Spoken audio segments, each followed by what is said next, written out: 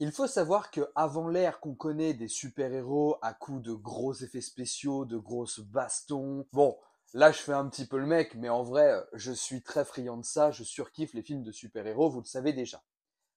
Mais aujourd'hui, on va parler d'un des pionniers du genre, le film qui est sorti en 1979 et qui va marquer l'histoire du cinéma. Je parle bien sûr du film Superman réalisé par Richard Donner en 1979. Et si vous pensez que tout ce qui s'est passé avec DC Comics autour du Snyderverse et de sa Justice League, eh bien sachez que Richard Donner a exactement la même histoire. Parce qu'il faut savoir que son ambition était telle qu'il a tourné un film qu'il a été obligé de découper en deux parties.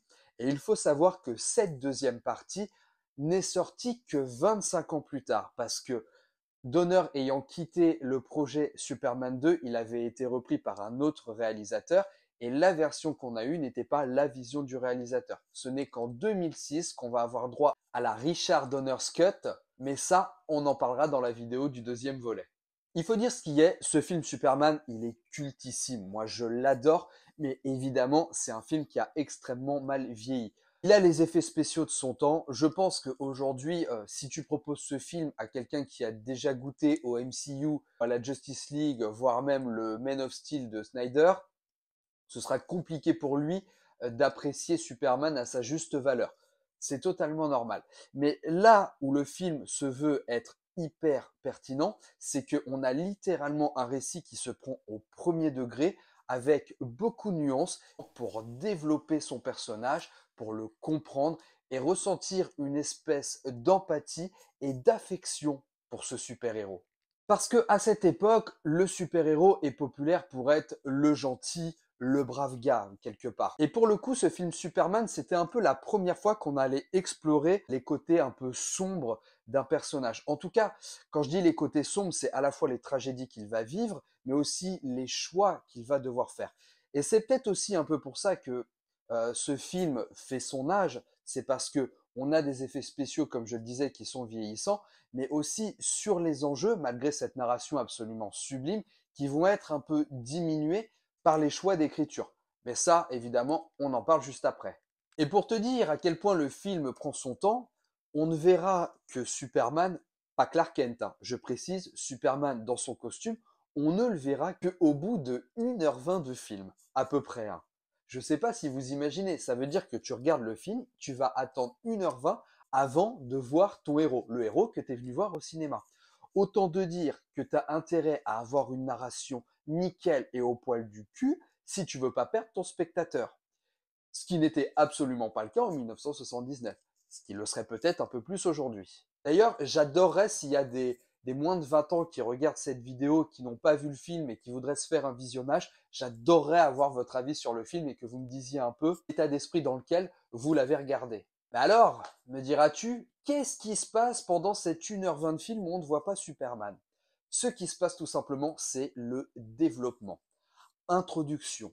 On développe la planète Krypton. Et vraiment, on prend le temps de le développer. On fait la connaissance de Jor-El, le vrai père de Superman. On prend le temps de développer la fonction qu'il a dans cette civilisation qui est Krypton. Donc c'est quelqu'un qui est relativement haut gradé. Il est d'ailleurs en train de faire un procès et un plaidoyer pour condamner le général Zod. Le général Zod qui sera développé ensuite dans le deuxième film. On prend le temps de le voir réunir une espèce de haut conseil de Krypton pour prévenir de la catastrophe qui est en train d'arriver, en l'occurrence l'explosion de la planète, et à ce moment-là en plus il n'est pas pris au sérieux. On prend le temps également de développer la façon dont il va envoyer son fils sur Terre, de quelle manière il va préparer toutes les informations et l'héritage qu'il va lui laisser pour que Kal-El ait connaissance de absolument toute son histoire, et on prend littéralement le temps de développer ça. Petite précision, Jor-El est joué par un des grands ponts du cinéma, Marlon Brando. On va évidemment mettre en lumière l'arrivée sur Terre de Kal-El lorsqu'il va être retrouvé par les Kent, Martha et Jonathan, qui vont être ses parents adoptifs et qui vont le faire évoluer dans un contexte d'un enfant aimé et ne vont surtout pas lui cacher la vérité de son existence, contrairement à certains récits où il le découvre à l'adolescence. Et on va avoir ensuite une ellipse où on va découvrir un Clark Kent adolescent et un Clark Kent qui malgré ses différences, essaye de s'intégrer au sein de ses camarades avec une espèce finalement qui n'est pas la sienne.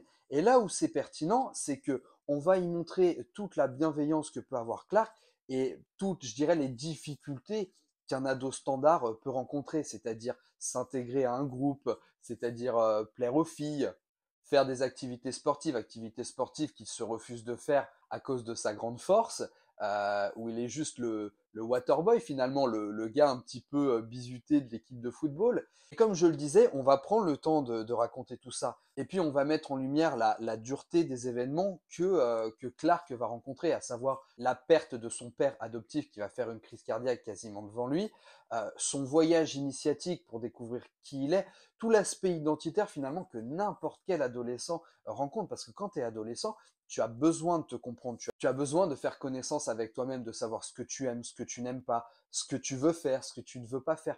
Toutes ces choses-là sont importantes et c'est extrêmement bien développé dans le film Superman. Parce que Clark va faire son voyage initiatique, il va aller jusqu'au pôle Nord pour pouvoir bâtir sa forteresse de solitude, faire connaissance avec la mémoire de son père génétique, Jor-El, et comprendre tout l'héritage kryptonien qu'on lui a laissé et toutes les responsabilités qu'il va avoir à évoluer dans une planète où il est littéralement un dieu vivant, bien plus fort que tous les hommes. On a cette phrase cultissime de Marlon Brando, cette tête géante qui représente le souvenir de Jor-El, qui regarde Kal-El droit dans les yeux, qui va lui dire, avant de lui inculquer toutes les connaissances qu'il peut avoir, que ce soit de son héritage kryptonien ou que ce soit de sa connaissance humaine et de toute l'histoire de la Terre, il va lui dire cette phrase sublime, le fils deviendra le père et le père deviendra le fils. J'adore cette phrase parce qu'elle est hyper parlante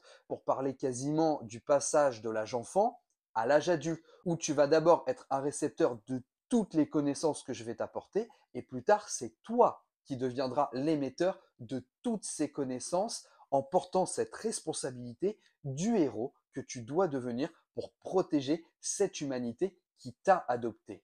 Deuxième prouesse du film, l'interprétation quasi parfaite de Christopher Reeves dans le rôle de Clark Kent, Superman. Christopher Reeves arrive à nous proposer un rôle dans lequel il joue cette ambivalence et ce contraste absolument formidable, où il est à la fois ce Clark Kent, homme timide, réservé, naïf, un peu gauche, maladroit et totalement invisible aux yeux des autres, et devenir ce héros beau, charismatique, fort, avec une prestance incroyable et surtout de la disponibilité. Et au-delà de la performance d'acteur, c'est surtout au niveau de l'écriture du personnage que ce contraste est le plus abouti et le plus réussi de toutes les adaptations Superman qu'on a pu avoir. Regardez Henry Cavill. Henry Cavill était un Superman absolument formidable, mais un Clark Kent absolument médiocre. Alors quand je dis médiocre, le mot peut paraître fort, mais dans le sens où on n'avait absolument pas d'ambivalence entre les deux. Alors, ce n'est pas à cause d'Henry Cavill, c'est littéralement à cause de l'écriture de la partie Clark Kent qui était très minime et qui avait un temps d'écran totalement restreint et qui n'a jamais eu l'opportunité de développer tout cet aspect de la personnalité de Superman qui est pourtant fondamental. On peut parler aussi du plus célèbre Clark Kent, Tom Welling dans Smallville, parce que Smallville, sur 10 saisons, se veut tourner que autour de Clark Kent et l'homme qu'il est avant de devenir Superman, mais du coup, on n'a pas du tout ce contraste entre les deux, parce que Tom Welling incarne littéralement ce qu'est Superman, et non pas ce que doit devenir Clark Kent en termes de masque, pour ne pas laisser entendre que Superman pourrait être Clark Kent. Parce que ça aussi, c'est un débat qui est intéressant. Le fait qu'on ne soit pas capable de reconnaître Clark de Superman juste à cause des lunettes. Eh ben, quand vous regardez ce film Superman, vous comprenez pourquoi. Parce que c'est pas les lunettes le masque, c'est tout le reste. C'est tout le côté non-verbal. C'est le fait que ce personnage de Clark Kent ne peut aucunement être Superman. Ce n'est pas possible. Donc, même si tu vas y trouver une ressemblance physique, fondamentalement, tu ne peux pas deviner qu'il est Superman. Le costume va bien plus loin que les lunettes. Si vous avez vu le film Kill Bill 2 de Quentin Tarantino, on a ce sublime monologue de David Carradine où il parle justement de Superman, où il explique que, à la différence de tous les autres héros, où Bruce Wayne, son masque, c'est Batman, ou Peter Parker, son masque, c'est Spider-Man, il explique que Superman, est Kal-El, et que son masque, c'est Clark Kent. En tout cas, le Clark Kent au quotidien. Pas le Clark Kent qui a grandi en tant qu'adolescent classique, mais le Clark Kent qu'il doit être au sein de Metropolis. Et c'est quand même poussé au point que même Lois Lane, la femme qui va fréquenter, où il va avoir une scène relativement intime quand ils vont voler pendant toute une nuit ensemble, elle n'est aucunement capable de faire le lien entre Clark Kent et Superman. Alors ça, ce sera développé dans le deuxième volet, donc on en parlera dans la prochaine vidéo. Côté antagoniste, c'est là qu'à mon sens, ça coince un petit peu dans le film. Alors, attention, hein, je dis ça avec le recul aujourd'hui du cinéma de super-héros qu'on connaît, évidemment. Mais moi, j'ai toujours trouvé que Gene Hackman en Lex Luthor, il est super, hein, c'est pas le problème, mais c'est plus, on va dire, ce qui l'entoure au niveau du personnage. Alors déjà, on a un Lex Luthor qui est, entre guillemets, connu des services de police, parce que c'est un Lex Luthor qui se cache, c'est un Lex Luthor qui est terré dans une espèce de cachette de luxe au fond du métro. Et ça, c'est intéressant finalement qu'on ne le présente pas comme le Lex Luthor, je dirais, charismatique avec beaucoup de pouvoir au sein de Metropolis. Non, là, c'est un Lex Luthor qui se cache et qui se terre. Et ça va même plus loin parce qu'il va jusqu'à cacher sa calvitie en portant une perruque. Je crois que c'est la seule fois où on nous propose un Lex Luthor qui porte une perruque pour essayer de cacher son crâne. De ce que j'en sais, hein, peut-être que je me trompe, dites-moi dans les commentaires si c'est le cas. Mais ce qui me dérange un peu autour de cet antagoniste, c'est le côté un peu cartoonesque qu'on y a ajouté, parce que on l'affuble d'une Madame Tessmaker qui est, je dirais, le cliché de la femme un petit peu écervelée, et on lui accole une espèce d'acolyte un peu stupide, qui sert un petit peu de running gag pour tourner autour du méchant, et du coup qui affaiblit la crainte qu'on pourrait avoir autour de ce personnage. Après, on a tout le côté mégalomane de Lex Luthor qui est bien développé. Alors le fait qu'il veut se servir de la faille de San Andreas pour détruire une partie de la Californie et créer son propre État, et ce qui va faire de Lex Luthor un méchant intéressant. Et moi, j'ai toujours trouvé super intéressant ce méchant, parce que c'est un méchant qui n'a pas de super pouvoir, qui concrètement face à Superman ne peut rien. Mais la dualité entre Lex Luthor et Superman, elle est hyper prenante, parce que la force de Lex Luthor, c'est de n'avoir aucun sentiment, de s'en battre la race, de faire du mal aux autres. Et Superman est quelque part mis sous muselière par son éthique, par ses principes, qui fait que d'une certaine manière, il ne peut rien contre Lex Luthor. Et c'est intéressant de montrer à quel point la force physique ne suffit pas face à un homme qui n'a absolument aucun pouvoir, mais par sa mégalomanie est capable de surpasser Superman d'une certaine manière. Et ce qui fait de Lex Luthor un des vilains les plus complexes de l'histoire du super-héros. Et au-delà de ça, ce qui fait aussi de Lex Luthor une menace, c'est que c'est un homme qui est extrêmement intelligent. Finalement, il représente la même menace que pourrait représenter Batman pour Superman. Parce que la relation entre Batman et Superman, elle est plus que complexe. Elle a été bien développée. Elle aurait pu être beaucoup plus développée dans le Snyderverse. Mais si vous connaissez un petit peu les comics, vous savez que la relation entre Bruce Wayne et Clark Kent est extrêmement compliquée. Et c'est un petit peu ce qu'on va retrouver avec Lex Luthor, parce qu'il va quand même réussir à piéger Superman avec la kryptonite, il va comprendre ce qu'est la kryptonite et va avoir justement cette théorie de la faiblesse que ça peut lui donner. Mais au niveau justement de la résolution sur la fin du film, c'est là où on rentre dans un côté, je suis désolé du terme, un petit peu nanardesque. Parce que Superman va évidemment réussir à arrêter Lex Luthor, mais c'est surtout la façon dont il va réussir à sauver Lois. Alors, au-delà du côté nanardesque, le développement en termes narratifs, il est super intéressant, parce que il oblige à confronter Superman à un échec, c'est-à-dire ne pas avoir réussi à sauver Lois. Et qu'est-ce qu'il va faire de cet échec?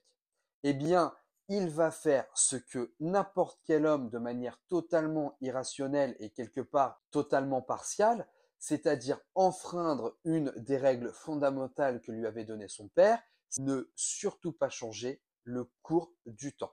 Et Superman va prendre la décision d'enfreindre cette règle en tournant autour de la planète pour lui donner une rotation opposée à sa rotation naturelle, ce qui va faire une espèce de rembobinage de l'histoire et pouvoir revenir en arrière et sauver Loïs. Mais moi, j'ai un problème avec ça.